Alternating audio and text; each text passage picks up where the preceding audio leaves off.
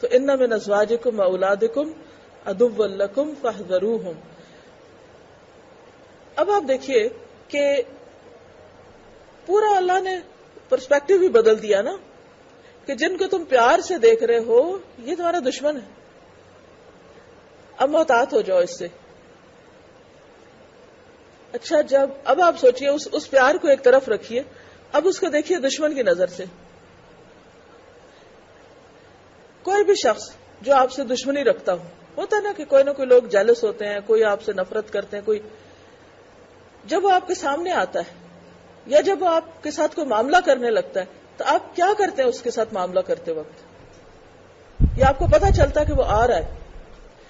کئی دفعہ ایسے ہوتا ہے نا کہ خاندان میں کوئی ایک ایسا شخص ہوتا ہے جو لڑائیاں ڈلوا دیتا ہے، یا کوئی فتنہ فساد کرتا ہے، یا کوئی اور زبان خراب استعمال کرتا ہے، یہ کچھ، تو آپ کو پتا ہوتا ہے اچھا وہ فلاں جگہ جا رہے ہیں، وہاں اس نے بھی آنا ہے. کیا کیفیت ہوتی ہے آپ کی؟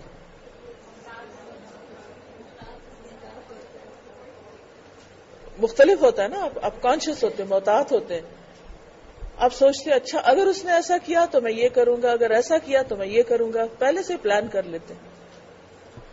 اب ذرا جا کے دیکھیے اپنے بچوں کو کہ یہ میرے دشمن ہیں، اور اللہ تعالیٰ کہتے ہیں احتیاط برتو ان سے. کیا کریں گے پھر آپ؟ ان کے ہر جائز ناجائز مطالبے کو پورا کرتے جائیں گے، ان کی خواہشات کو آنکھیں بند کر کے پورا کریں گے، ان کے رونے دھونے کو سنتے رہیں گے، ان کی اصلاح نہیں کریں گے، ان کا علاج نہیں کریں گے، ان کی وجہ سے غلط کام کریں گے، ان کی وجہ سے نماز چھوڑ دیں گے. کیونکہ سورۃ المنافقون میں اللہ سبحانہ وتعالیٰ فرماتے ہیں یا ایھا الذین آمنوا، بالکل اس سے پچھلی سورت ہے، لا تلہکم اموالکم ولا اولادکم عن ذکر اللہ. اے ایمان والو، تمہارے مال اور تمہاری اولاد تمہیں اللہ کے ذکر سے نہ روکے، غافل نہ کرے. وَمَن يَفْعَلْ ذَلِكَ، اور جو کوئی ایسا کرے گا، کیا کرے گا؟ مال اور اولاد کی وجہ سے اللہ کے ذکر سے غفلت برتے گا، فَأُولَئِكَ هُمُ الْخَاسِرُونَ، تو ایسے لوگ نقصان اٹھانے والے ہیں. پھر فرمایا کہ ایسے دشمنوں کے ساتھ کیا کرو، وَإِن تَعْفُوا وَتَصْفَحُوا وَتَغْفِرُوا. قرآن پاک میں معاف کرنے کے لیے، فارگیونگ کے لیے 3 لفظ ہیں، تینوں ہی یہاں اکٹھے کر دیے گئے. اتنی زیادہ تاکید. عام طور پر تاکید کے لیے 2 دفعہ بات ہوتی ہے، لیکن یہاں 3 دفعہ بات کی گئی ہے کہ وہ تمہاری بات نہیں مانیں گے، وہ تمہارا حق نہیں دیں گے، وہ تمہارے ساتھ اچھے اخلاق سے پیش نہیں آئیں گے. شوہر ہے تو وہ حقوق نہیں دے گا، بچے ہیں تو وہ بات نہیں سنیں گے، تمہارے لیے ہر وقت ایک بخار بنے ہوئے ہیں. تو جو ہمیں اتنا ستائیں، پھر کیا دل چاہتا ہے کہ ہم بھی خبر لیں ان کی. لیکن کیا کہا، کیا کرو، ان تعفوا وتصفحوا وتغفروا. بس ایک ہی کام کرو، معاف کرتے جاؤ، درگزر کرتے جاؤ، بخشتے جاؤ. بدلہ نہ لو، انتقام نہ لو، جوابی کاروائیاں نہ کرو، اگنور کر دو، ان کی باتوں کو دل سے نکال دو اور اپنا فرض پورا کرتے جاؤ.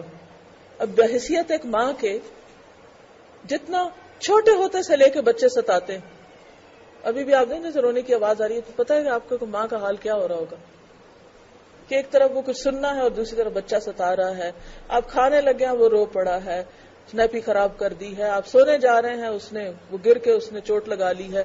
ہر وقت کوئی نہ کوئی، ہر دن کوئی ایسا معاملہ ہوتا ہے کہ جس میں بچے آپ کو ستانے کا ذریعہ بنتے ہیں. اب بہت سی مائیں کیا کرتی ہیں، جواب میں پھر برا بھلا زبان سے یا تو کہیں گی، یا پھر ہاتھ چلائیں گی، یا کوئی بد دعائیں تک دینے لگتی. اگر آپ بچوں کی اصلاح چاہتے ہیں، چاہے وہ چھوٹے ہیں یا بڑے ہیں، چاہے وہ بچپن ہے ان کا یا ٹین ایجرز ہیں، تو یہ 3 لفظ اپنے سامنے لکھ کے لگا لیں، تعفوا تصفحوا تغفروا. سمجھانا، اصلاح کرنی ہے، ڈسپلن کرنا ہے، لیکن ان کی باتیں دلوں میں نہیں رکھنی. اور یہی حال شوہر کے ساتھ ہے، کیونکہ جب تک درگزر نہیں ہوگا، گاڑی نہیں چلے گی.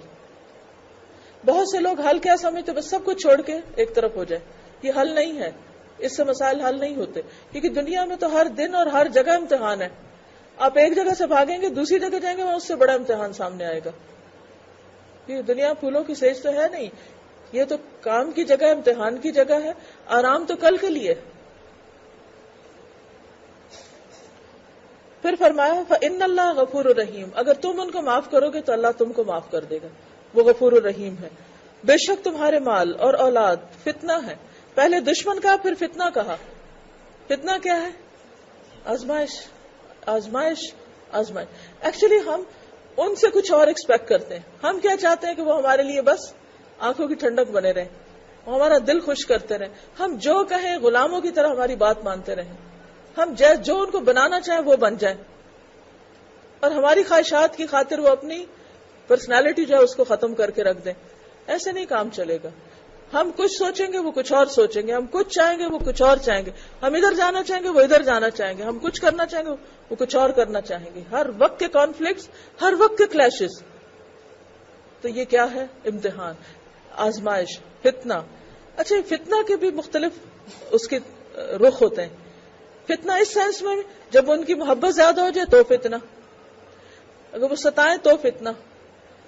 اور اصل فتنہ کیا ہے کہ وہ ہمیں اللہ سے قریب کرنے کی بجائے دور کرنے کا ذریعہ بن جاتے ہیں.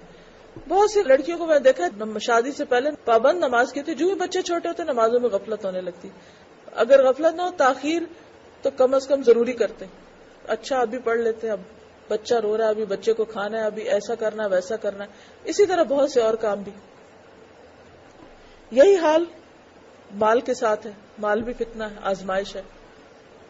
اور اللہ کے پاس اجر عظیم بھی ہے کہ یہ چیزیں انسان کے لیے بہترین صدقہ جاریہ بھی بنتی ہیں اگر ان کو خیر کے کاموں میں استعمال کیا جائے، اگر ان کی اچھی تربیت کی جائے. لیکن آپ چاہے ایک ٹیچر ہیں یا کہیں اسکول میں جا کے پڑھا رہے ہیں یا کسی جگہ پر کسی کو کچھ سکھا رہے ہیں تو ایک محدود وقت کے لیے ہے نا. لیکن اپنے بچوں اور اپنے شوہر کے ساتھ تو آپ 24 گھنٹے ان کے ساتھ ہیں. ایک طرح سے تھوڑی دیر کے لیے آنکھوں سے دور ہوں بھی تو پھر بھی ہر روز آپ کو ان کے ساتھ رہنا، ان کی اچھی اور بری دونوں چیزیں آپ کو سہنی. فتنہ کا مطلب ہوتا تپانا، تپایا جانا. یہ ایسی چیزیں کہ جو انسان کو تپا ڈالتی ہیں. یہ انتھک کوشش اور انتھک محنت کا کام ہے. یہ تربیت ایک دو دن کی بات نہیں ہے. یہ تربیت صرف کوئی لیکچر دینے سے نہیں ہوتی. یہ تربیت صرف کوئی چند نصیحتوں کا لیکچر دے کے بچوں کو ہم سمجھتے ہیں کام ہو گیا، نہیں. یہ تو صبح سے شام اور شام سے صبح تک کا مسلسل ایک ٹریننگ پیریڈ ہوتا ہے. اور جب یہ اچھے رخ پہ چل نکلتے ہیں تو پھر آپ دنیا سے چلے بھی جاتے ہیں تو ان کے عمل آپ کے نام اعمال میں جمع ہونے لگتے ہیں اگر آپ نے ان کو رب کا وفادار بنایا اور ان کی اچھی تربیت کی. پھر چند باتیں اور اللہ تعالیٰ ساتھ ہی ٹپس کے طور پہ بتا رہے ہیں کہ فاتقوا اللہ ما استطعتم. فتنہ تو ہے یہ چیزیں، لیکن تم بھی اللہ سے ڈرتے رہو جتنی تم میں استطاعت ہے، کیونکہ کہیں نہ کہیں تو کچھ کمی بیشی ہو ہی جائے گی. تو ضرورت کس بات کی ہے کہ تم اپنا جتنا بھی استطاعت یا ہمت ہے یا طاقت ہے وہ استعمال کر لو اللہ کے حکم کے مطابق زندگی گزارنے کی. واسمعوا واطیعوا، اور سنتے رہو اور اطاعت کرتے رہو. کس کو سنو؟ کیا سنو؟ قرآن سنو، اللہ کے رسول کی بات سنو صلی اللہ علیہ وسلم، اور جو پتہ چلتا جائے اس کی اطاعت کرو. گویا بچوں کی تربیت کے لیے خدا آپ کو فیول چاہیے، اور وہ کیا ہے؟ اللہ رسول کی بات سننا اور اس کو ماننا. جتنا آپ کا قرآن مجید سے تعلق مضبوط ہوگا، آپ کو روحانی اسپرچولی بھی آپ بہت مضبوط اپنے آپ کو محسوس کریں گے، ایموشنلی بھی کام ڈاؤن ہوں گے، آپ کے ایموشن جو ہے وہ چینلائز ہو جائیں گے. خود آپ کے اندر ایک میچورٹی آئے گی. وہ ساری چیزیں مل جل کر ہیلپ کریں گی کس چیز میں؟ بچوں کی تربیت میں، ان کو اچھا انسان بنانے میں، جو کہ ہماری first and فورموسٹ and primary responsibility. اور ایک اور چیز ساتھ کہی، اور وہ ہے وَأَنفِقُوا، اور خرچ کرتے رہو. صدقہ صدقہ صدقہ، خرچ کرتے رہو. کیا خرچ کرو؟ جو بھی ہے پاس. مال ہے تو اس میں سے کرتے رہو، وقت ہے تو اس میں سے کسی اور کے لیے بھی وقت نکالو، کوئی اور صلاحیت ہے تو اس کو اللہ کے راستے میں خرچ کرو. چاہے مال ہے، چاہے علم ہے، چاہے ذہانت ہے، چاہے عقل مندی ہے، ٹیلنٹ ہے، انٹلیکٹ ہے، کچھ بھی ہے جو بھی اللہ نے دیا اس کو اپنے گھر اور اپنے بچوں سے ہٹ کر بھی خرچ کرو. اچھا بعض اوقات ہم کیا سمجھتے ہیں, سب کا وقت, ماں باپ کا بھی, رشتہ داروں کا بھی, دوستوں کا بھی, سب کا نکال کے اس کو کٹ ڈاؤن کر کے پورا فوکس ہے ہمارا کس پہ ہوتا ہے؟ اپنے گھر پہ اور اپنے بچوں پہ. اور کیا کہتے ہیں, ہم ان کی تربیت کر رہے ہیں اور ان کو تو ہم ایک منٹ کے لیے بھی اگنور نہیں کر سکتے. یہ بھی بخل کی ایک قسم ہو جاتی ہے. پھر اس میں کیا ہے, خرچ کرو. سب کچھ اپنے بچوں کو مت کھلا دو. عام طور پہ کیا مائیں کیا چاہتی ہیں, اپنے منہ کا لقمہ بھی بچے کے منہ میں ڈال دیں. پھر اسی طرح اور کیا کرتے ہیں ہم, سب سے اچھے کپڑے کس کے لیے خریدتے ہیں؟ کبھی ایسا کیا کہ اگر اپنے بچے کے لیے کچھ خرید رہے ہیں تو ایکولی گڈ, اتنی ہی اچھی چیز اس کے بچے کے لیے خریدیں جو یا تو ہمارے قریب ہے, مثلا سرونٹس, یا پھر رشتہ دار جن کو جو اتنا افورڈ نہیں کر سکتے. کبھی کر کے تو دیکھیں کیسی آپ کو راحت ملے گی, کیسی خوشی ملے گی. میرے ایک استاد تھے, ان کی نصیحت ہمیشہ مجھے بڑی کام آئی. وہ تفسیر پڑھاتے تھے ہمیں یونیورسٹی میں, تو وہ کہتے تھے کہ مائیں میرے پاس آتی ہیں کہ میرا بچہ کھانا نہیں کھاتا. میں ان کو ایک ہی بات کہتا ہوں, جاؤ غریب کے بچے کو کھلاؤ, تمہارا بچہ کھانے لگے گا. اکثر مائیں کہتی ہیں نا میرا بچہ تو کچھ کھاتا ہی نہیں. تو یہ اس کا فارمولا ہے, کسی کے بچے کو کھلاؤ تمہارا بچہ کھانے لگے گا, کسی کے بچے کو پہناؤ تمہارا بچہ جو ملے گا شکر گزار ہوگا, کسی کے بچے کو پڑھاؤ تمہارے بچے کو اور پڑھانے والا مل جائے گا. شاید تمہاری اپنی بات اتنی نصیحت نہ کرے جتنی کسی اور کی کرے. ان تنصر اللہ ینصرکم, تم اللہ کی مدد کرو گے تو اللہ تمہاری کرے گا. تو سارا فوکس اپنے بچوں پہ مت رکھو. دائیں سے بھی بچوں کو بلا لو, بائیں سے بھی بلا لو, بچوں کے دوستوں کو اکٹھا کر لو, کیونکہ بچے جن میں رہتے ہیں ان جیسے کام کرنا چاہتے ہیں. آپ اپنے بچے کو تو مسلمان اور پتہ نہیں کیا کیا بنانا چاہتے ہیں, تو واٹ اباؤٹ ادر چلڈرن؟ انہوں نے کہاں رہنا ہے, گھر میں تھوڑی رہنا ساری زندگی, انہوں نے باہر نکلنا ہے. تو جس ماحول میں جانا ہے اس ماحول کی اصلاح کی بھی فکر کرو. انفقوا, خرچ کرو. خیرا لانفسکم, یہ تمہارے اپنے ہی طرف لوٹ کے آئے گا, تمہارے لیے بہتر ہوگا. وَمَن يُوقَ شُحَّ نَفْسِهِ, اور جو دل کی تنگی سے بچا لیا گیا. کیونکہ ہم حریص ہوتے ہیں, ہم انہی کو پروٹیکٹ کرتے ہیں, انہی پر ساری محبت ہماری جا رہی ہوتی, انہی پہ سارا کچھ ہو رہا ہوتا ہے, دل میں ان کے سوا کچھ اور ہوتا نہیں. تو اس کو کیا کرو, وسیع کر لو, دل کھول دو, دل کھلا کر لو. بعض اوقات بچوں کو پسند نہیں آتا. ایسا ہوتا ہے نا, آپ اگر چھوٹے بچے بھی ہوتے ہیں نا, اگر آپ کسی اور کا بچہ اٹھا لیں تو بچے کیا کرتے ہیں, آپ کا بچہ کیا کرے گا, چھوٹا سا, چھوٹا بھی ہو نا, بالکل معصوم, تو ویسے کھیل رہا ہوگا, جو ہی دیکھے گا ماں نے کسی اور بچے کو پھر فوراً آئے گا کہ نہیں یہ تو میری گود ہے, اس کو کھینچ کے پار. اپنا دوسرا بہن بھائی پیدا ہو جائے تو اس کو بھی برداشت نہیں کرتے. یہ شح ہے جو بچپن سے ساتھ چلتی ہے, اور بڑے ہونے تک اگر نکالا نہ جائے تو نکلتی نہیں. تو اس لیے اس دل کی تنگی کو دور کرنا ضروری ہے. اور اس میں تو پھر بے شمار فائدے, تو الگ ایک الگ ٹاپک ہے. اور یہ اس وقت انسان اس سے نکلتا ہے جب اس کا ویژن براڈ ہوتا ہے, جب وہ صرف ایک نقطے پہ نہیں دیکھتا, دائیں بائیں بھی دیکھنے لگتا ہے, صرف اپنے گھر پہ نہیں دیکھتا, آس پاس کے گھروں کو بھی دیکھتا ہے, صرف اپنے بچوں کے لیے نہیں تڑپتا, اوروں کے لیے بھی تڑپتا ہے, صرف اپنے بچوں کے لیے دعا نہیں کرتا, اوروں کے بچوں کے لیے بھی دعا کرتا ہے, صرف اپنی اصلاح نہیں کرتا, اوروں کی بھی اصلاح کرتا ہے. تو وَمَن يُوقَ شُحَّ نَفْسِهِ فَأُولَٰئِكَ هُمُ الْمُفْلِحُونَ. اور اس معاملے میں جب آپ بچوں کی تربیت کریں تو آپ ان کے ساتھ درگزر کا معاملہ کرنے کے علاوہ ان کی غلطیوں کو ایسے دیکھیں جیسے دیکھا ہی نہ ہو. میں اکثر ایسا ہوتا تھا, بچے چھوٹے تھے نا, جب کھیلتے تھے چوٹ لگتی تھی, میں ان کی طرف نہیں جاتی تھی, میں باہر نکل جاتی تھی. اور میں کیوں کرتی تھی, میں کہتی تھی خود سنبھالیں اپنے آپ کو. بازو کو چوٹ لگی ہوتی تھی, اللہ ہی کہ بہت ہی خطرناک قسم کی چوٹ ہو, چھوٹا موٹا فرش سے سلپ ہو گئے, گر گئے, دیوار کو ٹکر لگ گئی, رونے لگ گئے, ادھر دیکھنے لگتی تو میں نے دیکھا ہی نہیں, وہ بھی چپ ہو جاتے تھے. لیکن جو ہی مجھے دیکھا ایک دم چیخے, سارے درد یاد آ گئے. تو بات یہ ہے کہ بعض اوقات ہم جتنا ان کو پیار دیتے ہیں ان کے نفس اتنے موٹے ہوتے جاتے ہیں, جتنی ان کو توجہ دیتے ہیں اتنے زیادہ وہ پھر مغرور ہونے لگتے ہیں.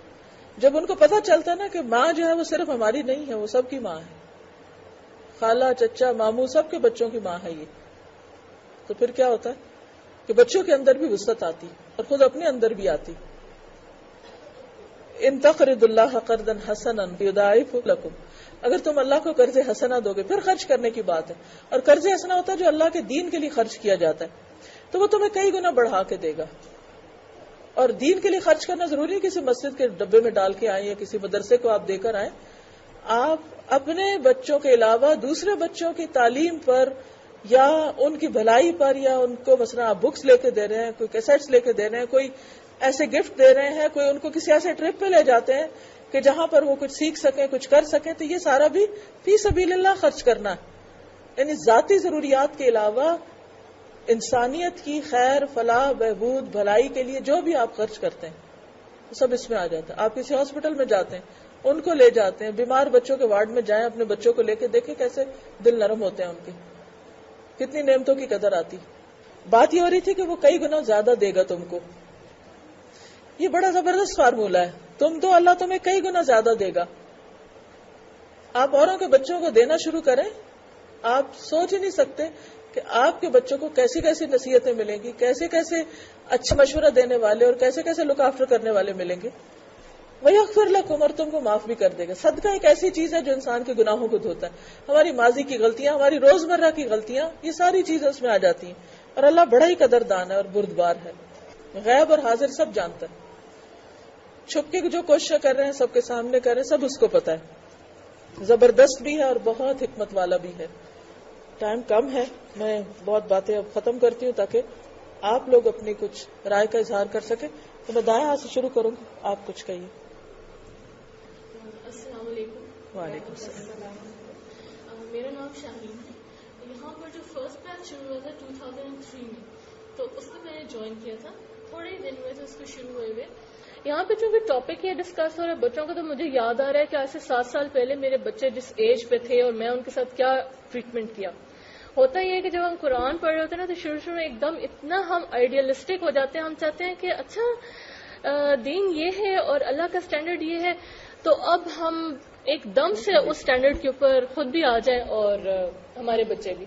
تو مسئلہ یہ ہے کہ ٹھیک ہے، خود تو ہماری اپنی، چونکہ ہم قرآن روز پڑھ رہے ہوتے ہیں، روز ہم حدیثیں سن رہے ہوتے ہیں، لیکن ہم یہ بھول جاتے ہیں کہ ہمارے بچے، ہمارے ہسبینڈ، گھر میں اور لوگ وہ تو یہ ڈوز نہیں لے رہے، اور ان کو تو صرف ہم نظر آ رہے ہیں کہ پہلے ہماری 100% جو ہم جیسے وہ دل کی تنگی ہوتی ہے، ہم سارا کچھ انہی کو دینا چاہتے ہیں. تو ایک دم سے جب ہمارا فوکس شفٹ ہوتا ہے تو وہ اس کو وہ ہینڈل نہیں کر پاتے. وہ تو ابھی ایک لاس کا شکار ہوتے ہیں کہ ماں تو پہلے صرف ہماری تھی، اب یہ پتہ نہیں کدھر جا رہی ہے، اور اب اس کی پتہ نہیں آئیڈیاز کیا ہو گئے. پہلے ماں سے بیٹھ کے ڈرامے اور موویز دیکھتی تھی، اب یہ کہتی ہے قرآن سنو.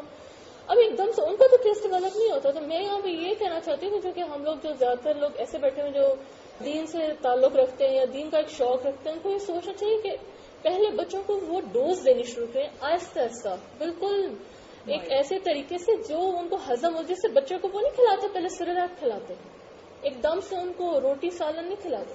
آہستہ آہستہ جب ان کا ہاضمہ اس پہ آ جاتے ہیں، پھر آہستہ آہستہ اور چیزیں شروع کرتے ہیں، پھر اس کی کوانٹٹی بھی بڑھاتے ہیں، اس کی فریکوینسی بڑھاتے ہیں. اب یہ ایک ظاہر صبر آزما کام ہے.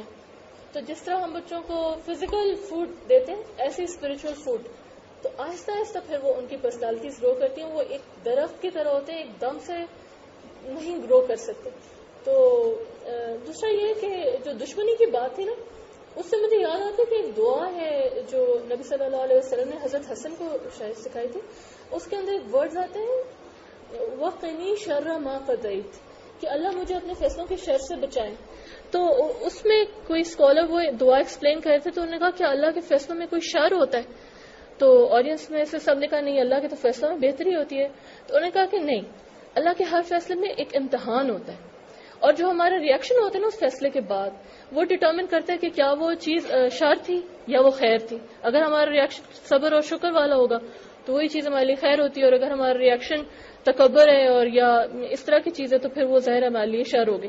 تو بچوں کے معاملے میں یا اپنے ہسبینڈ یا گھر والوں کے معاملے میں ہمیں ایز اٹ از ان کو اپنا دشمن نہیں سمجھنا، بلکہ ہمارا جو ریئیکشنز ہوتے ہیں نا، کبھی ہم باہر لوگوں کے ساتھ بہت اچھے اخلاق کے ساتھ رہتے ہیں، تو گھر والوں کے ساتھ ہم جب اپنا الرٹ نہیں ہوتے یا اپنے کانشیسنیس میں نہیں رہتے، پھر ہم ان کے ساتھ بدتمیزی بھی کر لیتے ہیں، غیبتیں بھی انہیں کے ساتھ بیٹھ کے کرتے ہیں. تو یہاں سے پھر وہ ہمارے لیے ایک قسم کے دشمن بن جاتے ہیں کہ باہر تو ہم اپنے اخلاق شو کریں اور وہاں ہم اپنے لیے شر کمائیں.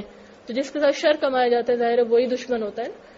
تو مجھے دشمنی کا یہ اینگل سمجھ میں آیا تھا کہ ہمیں اپنی پرسنالٹیز پہ اس وقت بہت زیادہ کنٹرول رکھنا چاہیے جب ہم اپنے گھر والوں کے ساتھ ہوتے ہیں، کیونکہ وہاں پہ وہ بھی اپنے ریلیکسڈ اور اپنے اصل موڈ میں ہوتے ہیں، اور ہم بھی اگر ریلیکسڈ ہو گئے اور بالکل ڈھیلا اپنے آپ کو چھوڑ دیا تو پھر وہاں سے بہت برائیاں ہوتی ہیں اور بہت ہی واقعی ایک دشمنی کا ماحول کریٹ ہو جاتا ہے. تو اللہ کرے کہ ہم ان آیات پر جو استاذہ نے اتنے اچھے سے ایکسپلین کیا، اللہ ہمیں ان پہ عمل کی توفیق دے. السلام علیکم. واقعی بات یہ کہ سب سے زیادہ گھر والوں کے ساتھ پیشنس چاہیے ہوتا ہے. السلام علیکم. میں سمجھتی ہوں کہ استاذہ نے جو آیات سلیکٹ کی ہے الحمدللہ اس میں ایک بالکل ڈفرینٹ اینگل سے ہم کو جواب مل گیا ہے، کیونکہ ہم یہ سوچ رہے تھے کہ ہم تربیت کیسے کریں، ہمیں کچھ ٹپس یا کچھ اس طرح کی چیزیں ملیں گی جو کہ ہمارے ذہن میں تھیں، لیکن اللہ تعالیٰ کی جو ہدایت ہے وہ اصل ہدایت ہے، اور وہ ہم کو یہ بتاتا ہے کہ تم کو کہاں کہاں سے ایسے مواقع ملیں گے کہ جہاں پر تمہارے اپنے ہوں گے، بالکل تمہارے کلوز جو جن سے تم محبت رکھو گے، وہاں سے ہی تمہارا امتحان زیادہ سخت ہوگا. اور میں سمجھتی ہوں کہ ہماری اولاد جس کے بارے میں ہم ہر وقت پریشان رہتے ہیں، اگر واقعی ہم اللہ تعالیٰ کی اطاعت کرنے والے ہوں اور انہی آیات کے مطابق ہم اپنے بچوں پر صرف فوکس نہ کریں بلکہ ارد گرد اور لوگوں کے اور جس ماحول میں ہمارے بچے جاتے ہیں جیسے اسکولز ہیں یا ان کے کھیلنے کے دوست ہیں، ان کے ساتھ ہم ٹائم لگائیں اور اپنے بچوں کے ساتھ ساتھ ان کی بھی تربیت کریں، تو میں سمجھتی ہوں کہ یہ واقعی وہ گر ہے کہ جس کی وجہ سے اللہ تعالیٰ نہ صرف یہ کہ ہمارے بچوں کو صحیح کریں گے بلکہ اس سے ماحول بھی ایک بہتر ہوگا، اور اس میں ہمارے بچوں کے یعنی ان کے جو دوست ہیں ان کی بھی تھنکنگ ویسی ہی ہوگی کہ جیسا ہم چاہتے ہیں. اصل میں آج کل یہی مسئلہ ہے کہ پہلے تو یوں ہوتا تھا کہ بچے باہر جائیں گے تو خراب ہوں گے، لیکن اب بچے گھروں میں محفوظ نہیں ہیں. کہ ہم بچوں کو، میرا بھی اپنا ایک بیٹا ہے 13 سال پلس کا، اور میں سمجھتی ہوں کہ میں اس کو گھر میں اکیلا نہیں چھوڑ سکتی. بہت سے لوگ کہتے ہیں کہ اتنے سال کے بچے کو تو آپ اکیلا، میں اکیلا نہیں چھوڑ سکتی کیونکہ گھر کے اندر انٹرنیٹ موجود ہے، ٹی وی موجود ہے. اگرچہ ماشاءاللہ الحمدللہ ایسی بات نہیں ہے کہ وہ چوری چھپے دیکھے گا، لیکن ایک دھڑکا ہے کہ کہیں ایسا نہ ہو کہ وہ کوئی ایسی چیز واچ کرے یا اپنے کسی ایسے دوست کی اس کی کال آ جائے کہ جو واقعی اس کا حقیقی معنوں میں دوست نہ ہو، اور کوئی ایسی بات وہ اس سے سیکھ لے یا سن لے یا اس کی صحبت میں کچھ دیر رہے تو جو میں نے اس کی تربیت کیا اس پر سب پانی پھر جائے گا. تو آج کل کے دور میں سمجھتی ہوں کہ ماؤں کی رسپانسبلٹی بہت زیادہ اس لحاظ سے بھی ہو گئی ہے کہ نہ صرف اپنے بچوں پر توجہ دینی ہے بلکہ ارد گرد کے بچے، اپنے ہمسایوں کے بچے، اسکول کے دوست اور ساتھی اور معاشرے کے بچوں پر بھی توجہ دینے کی ضرورت ہے. اور یہی وہ چیز ہے کہ جو انشاءاللہ واپس لوٹ کر ہمیں ہی فائدہ دے گی دنیا اور آخرت میں انشاءاللہ. بچوں کو ایک معیار دیتے رہیں کہ صحیح کیا اور غلط کیا، اور پھر تھوڑا ان کو چھوڑ کے دیکھیں کہ کیا کرتے ہیں. پھر اگر وہ اس پہ قائم رہے تو ٹھیک، اور اگر نہیں قائم رہے پھر ان کو سپورٹ دیں، پھر ان کے دماغ صاف کریں. آپ دوست کی بات کر رہی تھی، آج کل تو بچے استادوں کے ہاتھوں بھی محفوظ نہیں. آج ہی صبح وہ میرا بیٹا مجھے کہتا ہے کہ میرا ٹیچر ایک ہے تو وہ کہتا ہے کہ انسان ہر چیز سے سیکھتا ہے، تو اچھا بھی کرو برا بھی کرو تو دونوں سے سیکھو گے. میں نے کہا ہے کیا کہہ رہے ہو؟ کہتے ہاں اب آپ کہیں گے کہ اس کا استاد بدل دو. تو بات یہ ہے کہ ہر طرف سے، کیونکہ استاد بھی تو اسی سوسائٹی اور اسی معاشرے کے استاد ہیں، وہ بھی انہی چیزوں کے ساتھ بڑے ہو رہے ہیں. اور وہ یہ نہیں کہ کوئی وہ بدخواہی میں ایسے مشورے دیتے ہیں، وہ اپنی طرف سے بہت خیرخواہی میں اپنی طرف سے بچوں کی تربیت کر رہے ہوتے ہیں. لیکن چونکہ قرآن معیار نہیں ہے، اللہ اور اس کے رسول صلی اللہ علیہ وسلم نے کہیں نہیں بتایا کہ اچھا بھی کر لو برا بھی کر لو دونوں سے سیکھ لو گے. یہ برائی تو برائی ہے. بعض اوقات اگر ٹیچرز کو ایسی بات بتا رہے ہیں کہ جو قرآن و سنت سے نہیں میل کھاتی، اگر بچے کو پتا ہے صحیح کیا اور غلط کیا ہے تو خود اس کو فیصلہ کرنا ہے. ہم کہاں بچوں کے ساتھ ہوں گے، کتنی دیر ان کے سر پہ سوار رہ سکتے ہیں. ذرا بڑے ہوتے ہیں تو ان کو ہمارا ساتھ رہنا بھی اچھا نہیں لگتا، نصیحتیں کرنا بھی اچھا نہیں لگتا. تو کوشش یہ کریں کہ ان بایس ہو کے اچھائی برائی کا معیار دے دیں، پھر ان کو کچھ فریڈم دیں، پھر اس کے بعد آپ نظر رکھیں کہ کیا کر رہے ہیں، کدھر کو جا رہے ہیں، اور پھر خود ان کے اندر ایک میزان پیدا کر کے انہیں اپنے گرد خود ڈھال بنانے دیں. کیونکہ جب تک وہ خود نہیں اسٹرانگ ہوں گے، ان کا ایمانی امیون سسٹم کام نہیں کرے گا تو بات نہیں بنے گی. اور اس کے لیے اپنا ڈر نہیں، اللہ کا ڈر، اپنی محبت نہیں، اللہ کی محبت، رسول صلی اللہ علیہ وسلم کی محبت. صحیح اور غلط کا فرق جب وہ اللہ کے لیے کرنے لگیں گے نا، فاتقوا اللہ ما استطعتم، تو ہی بات بنے گی. اب جس طرح پچھلے چند سالوں کے اندر دنیا میں جتنی تبدیلی آئی اتنی سینکڑوں سال میں نہیں آئی تھی. یہ جو کمیونیکیشن کا دور ہے، اور اس وجہ سے جیسے انہوں نے کہا نا کہ گھر کے اندر بھی تو سیف نہیں. گھر کے اندر کیا ایک موبائل ہو اور آپ کو پتا ہے موبائل پہ کیا کیا آ رہا ہے، کتنی دفعہ آپ ان کا موبائل لے کے میسج پڑھ سکتے ہیں. لیکن اگر ان کے اپنے اندر ایک میزان ہے اور اللہ کا ڈر ہے تو امید کی جا سکتی ہے کہ وہ خود ہی ان برائیوں کو دور کرتے رہیں گے. لیکن اللہ کی محبت کیسے دیں گے اگر ہمارے دل میں نہیں؟ اللہ کا ڈر کیسے دیں گے اگر ہم نہیں ڈرتے؟ جو کہیں وہ کر کے دکھائیں. کیونکہ سورۃ صف میں آتا ہے یا ایھا الذین آمنوا لم تقولون ما لا تفعلون کبر مقتا عند اللہ ان تقولوا ما لا تفعلون. اے لوگو جو ایمان لائے ہو، کیوں تم وہ باتیں کہتے ہو جو کرتے نہیں ہو؟ اللہ کے نزدیک بہت غضبناک کرنے والی بات ہے، بہت ناپسندیدہ بات ہے کہ تم وہ کہو جو تم خود نہ کرو.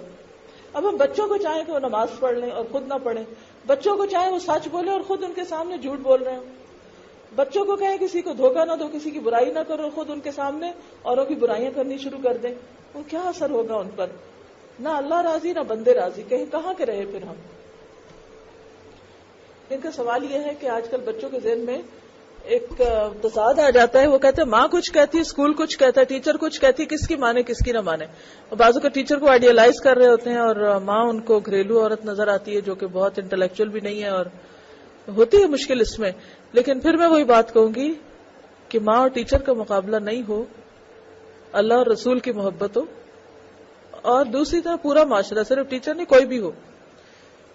کوشش یہی کریں کہ بچے آپ سے زیادہ اللہ سے ڈرنے والے ہوں، آپ سے زیادہ اللہ سے محبت کرنے والے ہوں. معیار آپ کو نہ بنائیں، کیونکہ ہم سے تو غلطیاں ہوں گی بار بار. معیار اس کو بنائیں، اور اس کے لیے کہ بہت چھوٹی عمر میں بھی آپ جو کچھ پڑھ رہے ہیں تھوڑا تھوڑا شیئر کرتے جائیں. جیسے پہلے بھی بات تھی، ہلکی ہلکی ڈوز آپ ان کو سے بس کہانیوں کی شکل میں بات کرتے رہے. ذرا جب بچے بڑے ہوں، پڑھنے کے قابل ہوں، صرف سمپل ٹرانسلیشن بھی اگر آپ ان کے ساتھ بیٹھ کے تھوڑی سی بھی روز پڑھ لیں تو آپ کا فرض ادا ہو جائے گا کہ آپ نے ایک معیار دے دیا کہ اللہ کیا چاہتا ہے. تو جب یہ چیز ہو جائے گی تو پھر انشاءاللہ ان کے اپنے ہاتھ میں کرائیٹیریا ہوگا نا، لٹمس پیپر ہوگا تو پتہ چل جائے گا ٹیچر صحیح کہہ رہی ہے یا غلط کہہ رہی. لیکن ساتھ ان کا ادب ضرور سکھائیں. میرے بچے اکثر ایسا ہوتا تھا، میں کچھ بتاتی تھی، اسکول سے کچھ اور پڑھ کے آتے تھے، پھر وہ آ کے مجھ سے خود کہتے کہ یہ تو ٹھیک نہیں لگتا. تو پھر میں ان کے دل میں ٹیچر کا احترام نہیں کم ہونے دیتی تھی، کیونکہ اس سے کیا ہوتا ہے، یہ بھی غلط ہے کہ وہ آپ کو جو کچھ سکھا رہے ہیں وہ اپنی جگہ ہے، وہ اپنے علم کی حد تک سکھا رہے ہیں، لیکن ہم سب کو یہ دیکھنا ہے کہ یہ کتاب کیا کہتی ہے. کسی کا بھی مذاق اڑائے بغیر، کسی کو بھی لیٹ ڈاؤن کیے بغیر. لیکن ایک بات ہے کہ میرا اپنا بیٹا 5 سال تقریباً پڑھا ایسے اسکولوں میں، اور وہ ایکسکیوز کر لیتا تھا جب بھی کوئی ایسی بات ہوتی تھی تو وہ صاف کیونکہ وہاں فریڈم آف تھاٹ ہے، اسپیچ ہے، آپ اپنی رائے کا اظہار کر سکتے ہیں، آپ بتا سکتے ہیں کہ میں اس پہ بلیو نہیں کرتا تو چھوڑ دیتے ہیں، کچھ نہیں کہتے بالکل. لیکن ایسی چیزوں کی کہ یہ سراسر شرک ہے نا، اس میں تو کسی صورت بھی کمپرومائز نہیں کر سکتے. تو بچے کو کانفیڈینس دیں، آپ اسکول والوں سے خود بات کر سکتے ہیں، بلکہ بچے سے کہیں وہ خود کہہ دے کہ میں اس پہ بلیو نہیں کرتا، تو وہ کبھی بھی زبردستی نہیں کرتے. صدقہ دے سکتے ہیں، کرسچن کو دے سکتے ہیں، ہندو کو دیں، جس مرضی کو دیں، بالکل دے سکتے ہیں. بات یہ ہے کہ اسلام یہ سکھاتا ہے کہ ہر جاندار روح کے ساتھ احسان جو ہے وہ صدقہ ہے. زکوٰۃ نہیں ہے، زکوٰۃ تو ایک مذہبی فریضہ ہے نا، وہ دیٹ از ڈفرنٹ. لیکن عام روزمرہ کا صدقہ آپ کسی کو بھی دے سکتے ہیں، جس کو مرضی دیں. سچ بولنا بچپن سے ہی سکھائیں اور ان کے سامنے سچ بولیں. پلس یہ کہ جب وہ سچ بولیں تو سچائی کی وجہ سے ان کو معاف کر دیں ان کی غلطی کو. وہ جھوٹ کیوں بولتے ہیں؟ اس لیے بولتے ہیں کہ ان کو پتا ہوتا ہے کہ اگر ہم نے سچ بولا تو بڑی شامت آئے گی. تو میں تو شروع سے بچوں کو کہا کہ اگر آپ سچ بولیں گے تو آپ کو کچھ نہیں کہا جائے گا، لیکن اگر پتا چل گیا کہ آپ نے جھوٹ بولا جائے گا تو آپ کو سزا لازم ملے گی، اور اللہ تعالیٰ بھی جھوٹ کے اوپر یہ سزا دیتا. دیکھیے یہ جو سچائی ہے نا، اور سچائی سے محبت، یہ پہلا سبق ہے جو آپ بچوں کو دے سکتے ہیں، پہلا سبق. کیونکہ سچائی جو ہے اور جھوٹ یہ مومن اور منافق کو الگ کرتا ہے. تو اگر منافقت بریڈ کر رہے ہیں نا ہم بچوں کے اندر کسی بھی وجہ سے, اچھا یہ کہہ دینا, یہ بول دینا, ایسا ہو جائے گا ویسا, تو اس سے پھر یہ ہے کہ وہ ڈبل پرسنالٹی بن جاتے ہیں. اور بہت سے بچوں کا یہ بیچاروں کا بڑا مسئلہ ہے کہ وہ ڈبل فیس ہوتے ہیں. اسکولوں میں کچھ کرتے, گھر آ کے کچھ کرتے ہیں, باہر کچھ کہتے ہیں, اندر کچھ کہتے ہیں. تو کوشش یہ کرنی چاہیے کہ میکسیمم بتائیں, کبھی نہیں بھی بتاتے تو اگنور کر دیں. لیکن یہ ہے کہ پھر یہ ساری چیزیں ٹائم مانگتی ہیں, توجہ اور دلچسپی, اور آر نہ دلائیں. ایک جو ہم بچوں کو بہت آر دلاتے ہیں, تم ایسے اور تم ویسے, اس سے ایک تو پرسنالٹی کے اوپر بڑا منفی اثر پڑتا ہے. دوسرا یہ ہے کہ اگر کوئی غلطی ہو گئی, آپ نے پنش کر دیا یا معاف کر دیا, بس اس کے بعد چیپٹر کلوز. یہ نہیں کہ اگلی غلطی بھی پھر پچھلی غلطیاں دوبارہ یاد کرانی شروع کر دیں. بچوں کی بھی ایک عزت ہوتی, ان کو احترام دیں. یہ مت سوچے کہ وہ نہیں سننے کو تیار, وہ سن رہے ہوتے ہیں, وہ سمجھ رہے ہوتے ہیں. ایک وقت آئے گا کہ جب وہ عمل بھی کر لیں گے. آپ فوراً نتیجہ نہ چاہیں. جی آپ نبی صلی اللہ علیہ وسلم کی سنت ہمیں یہ بتاتی ہے کہ آپ کبھی کسی کو نہ نہیں کرتے تھے. آپ ان کو پیسے نہیں دیں, ساتھ اپنے کوئی بسکٹس, کوئی کھانے کی چیز, کھانا, دودھ کا چھوٹا سا پیکٹ, پانی, کچھ نہ کچھ رکھے. اور جب وہ مانگے تو آپ پانی نکال کے دے دیں. گھر سے پانی کی چھوٹی بوٹل بھر کے لے آئیں. آپ تھوڑا سا کھانے پینے کا کچھ سامان رکھ لیں. جب وہ کوئی آئے, دروازہ کٹکھٹائے گاڑی کا, نہ نہیں کرے, کیونکہ نبی صلی اللہ علیہ وسلم نے کبھی نہ نہیں کی تھی. باقی رہا ان کا علاج اور ان کو کہاں, وہ پھر حکومت کی ذمہ داری ہے. ہم انڈیویجلی ان کو نصیحت تو کر سکتے ہیں, مگر ان کو پکڑ کے کہیں ٹھکانے نہیں کر سکتے. لیکن ہمارے آگے جس نے ہاتھ پھیلا دیا, تو اللہ کے رسول صلی اللہ علیہ وسلم وہ اما السائل فلا تنہر, سوالی کو جھڑکو نہیں. اور دوسری بات یہ کہ نہ نہیں کرتے تھے. اپنے لیے سوال پوچھیں, اگر کوئی مسئلہ آپ کا اپنا ہے تو وہ پوچھیں. دیکھیں ماں باپ اور ٹیچرز کا رول بہت ملتا جلتا ہے. میں خود ماں بھی ہوں, ٹیچر بھی ہوں. کوشش میں نے ہمیشہ یہی رہی ہے کہ اسٹوڈینٹس غلطی بھی کریں تو ان کو آر نہ دلاؤ, اور ان کو شرمندہ نہ کرو, اور ان کو ایسا نہ کرو, یعنی اس غلطی کو اتنا نہ اچھالو کہ وہ اصلاح کی راہ میں رکاوٹ بن جائے. ٹھیک ہے, ڈسپلن کرو, ماں باپ کا اور استاد کا فرض ہوتا ہے کہ غلط بات کو غلط کہیں, لیکن عزت نفس پہ حرف نہ آئے.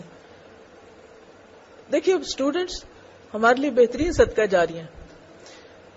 جیسے ایک پودا ہوتا ہے نا, تو پودے کی خوبصورتی کے لیے آپ اس کو ٹرم کرتے ہیں, شاخیں کاٹنی پڑتی ہیں, اس کو بازو کا ٹریٹمنٹ بھی دینی پڑتی ہے, لیکن ہر چیز کی ایک لمٹ ہوتی ہے, ایک حد ہوتی ہے. یہ تو نہیں کہ آپ ذرا سا پودا اگر آگے پیچھے تو آپ اسے کاٹ کے رکھ دیں یا اسٹوڈنٹ کو کلاس سے باہر نکال دیں. مجھے کبھی اس پنشمنٹ سے اتفاق نہیں ہوا کہ بچے نے اگر کوئی غلطی کی کلاس سے باہر نکال دیں. کس قدر اس کا وقت ضائع ہوتا ہے. جب کبھی بچوں کے اسکول میں کبھی ایسا ہوتا تھا تو میں ہمیشہ اس پہ جا کے کہتی تھی کہ یہ تو آپ ان کی اور موج کر دیتے ہیں کہ پڑھنے سے چھٹی ہوگی, آپ انہیں ایسی پنشمنٹ دیں کہ جس سے اور زیادہ پڑھنا پڑے. ان کو کوئی بک ریڈنگ کے لیے دے دیں, کچھ اور دے دیں. تو میں سمجھتی ہوں کہ اس میں بہت صبر کی ضرورت ہے.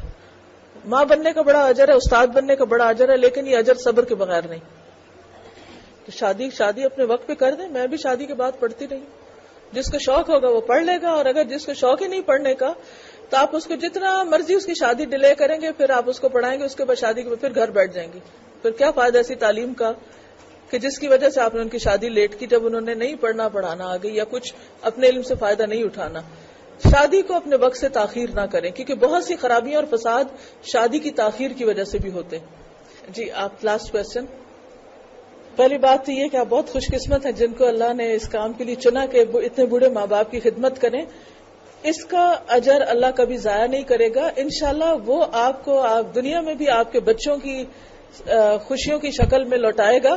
دوسرا یہ کہ بچے بے شک ریئیکٹ اس وقت کرتے ہیں, لیکن وہ آپ کے عمل سے دیکھ رہے ہیں کہ آپ بڑوں کے ساتھ کیا معاملہ کر رہے ہیں. تربیت ہو رہی ہے ان کی, اور آج اگر وہ ڈپرائیوڈ بھی فیل کرتے ہیں تو کل وہ دیکھتے ہیں کہ ہماری ماں کتنی قربانیاں کر رہی ہے, وہ سمجھ رہے ہیں, وہ اس کے انشاءاللہ آپ کو ریوارڈ ملے گا. دوسری بات یہ ہے کہ بہت زیادہ واسٹ آپ کے پاس رینج ہے, بڑوں سے لے کے چھوٹوں تک, جن کو 2 اینڈز ہیں جن کو آپ نے دیکھنا ہے. جس کا امتحان جتنا بڑا ہوتا ہے اس کا اجر اتنا بڑا ہوتا ہے. تیسری یہ ہے کہ کیسے بیلنس کریں, فاتقوا اللہ مستطعتم, جتنی ہمت توفیق ہے. ٹین ایجر بچے کے لیے کوشش کریں کہ اس کے جو ایج کے اور بچے ہیں اپنی فرینڈ سے بات کریں, مل جل کے ان کے ساتھ کوئی ایسا ویکلی یا شام میں کوئی ایسا ٹائم بنائیں کہ جس میں آپ ان بچوں کو لے کے بیٹھیں, ان کو دوسروں کے ساتھ ملا کے آپ اپنے بچے کو دوسروں کے بچوں کو اپنے ساتھ کوئی نہ کوئی الگ ٹائم ایسا کہ جس میں پورا ان پہ فوکس ہو. چھوٹے بچے تو خیر ساتھ اٹھائے پھرتے تو انسان وہ کام کر لیتا ہے. جہاں تک ٹیچرز کا تعلق ہے تو بات وہی پھر آتی ہے کہ جب تک ہماری رہنمائی کا سورس قرآن اور سنت نہیں ہوگا یہ سب کچھ ہوتا رہے گا. ہے تو بہت ہی سینسیٹیو ایشو, لیکن کبھی بھی مایوس نہ ہو. چھوٹی سی کوشش بھی اگر شروع کر دی جائے تو بہت ہو سکتی ہے. اگر آپ کبھی چاہیں ان سب ٹیچرز کے لیے ایکسکلوڈڈ الگ سے کوئی سیشن, تو میں اس کے لیے حاضر اپنی خدمات پیش کرتی ہوں. جتنے بھی ایسے مسائل ہیں ان پر ان کے ساتھ ڈسکس کر سکتی ہوں. دیکھیے ٹیچرز کو بھی تھوڑی رعایت دیجیے. ہم گھر میں ایک بچے کے ساتھ کتنے تنگ آتے ہیں. جن ٹیچرز کے پاس 30 بچے ہیں, 30 ٹین ایجر کلاس میں, اس ٹیچر کا حال بیچاری کا کیا ہوگا یہ بھی آپ سوچئے. وہ ان کا اپنے مسائل ہیں اور ان کو اپنے طور پر بہت سی چیزوں کی ضرورت ہے, لیکن یہ کہ چاہے انسان ٹیچر بھی بن جائے تو اس کو بھی مسلسل سیکھتے رہنے کی ضرورت ہے. میں یہ ریکمینڈ کروں گی کہ کوئی بھی ٹیچر ایسی 300 دفعہ یہ بات لکھوانے کے بجائے 300 ورڈز پر کوئی ایسے لکھنے کو دے دے. وہ کہیں زیادہ بہتر, اس میں بچے کا دماغ زیادہ مصروف ہوگا بجائے اس کے کہ رٹو طوطے کی طرح ایک ہی بات بار بار لکھتا چلا جائے. اس سے کوئی فائدہ نہیں ہوگا. اور باقی یہ کہ اللہ کی ذات ہر جگہ ہر وقت موجود ہے. ہر مسئلے کا حل اس کے پاس ہے. چھوٹا مسئلہ ہو یا بڑا مسئلہ ہو, چھوٹی تکلیف ہو یا بڑی, چھوٹی پریشانی ہو بڑی, دل میں اس سے باتیں کیا کریں. اور ذرا زیادہ دل دکھے تو 2 نفل جا کے پڑھ کے مانگا کریں. اللہ تعالیٰ سب کچھ آسان کر دے گا. اللہ آپ سب سے راضی ہو. جزاکم اللہ خیرا. آپ سب کے وقت کا بہت شکریہ. السلام علیکم ورحمۃ اللہ وبرکاتہ.